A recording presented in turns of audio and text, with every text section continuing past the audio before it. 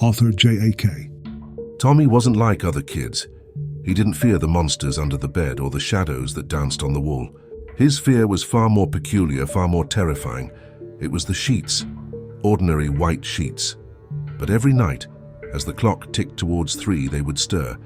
A faint glow would emanate from their crisp folds, a chilling blue light that pulsed in the darkness.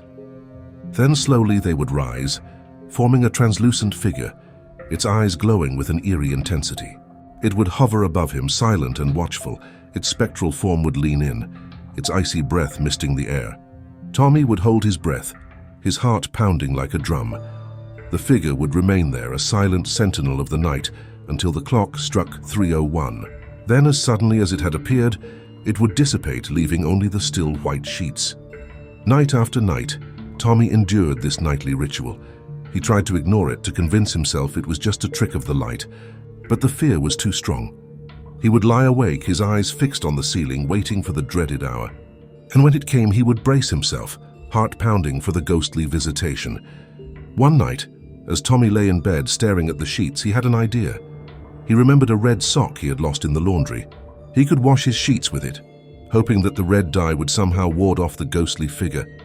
The next day he washed his sheets with the red sock.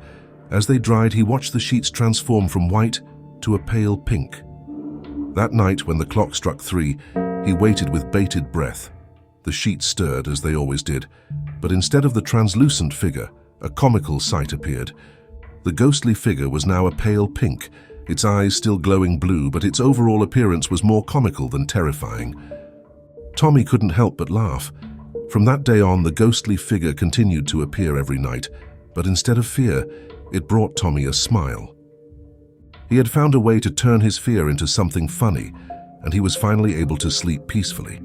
We are all only one red sock away from changing our fears into fables.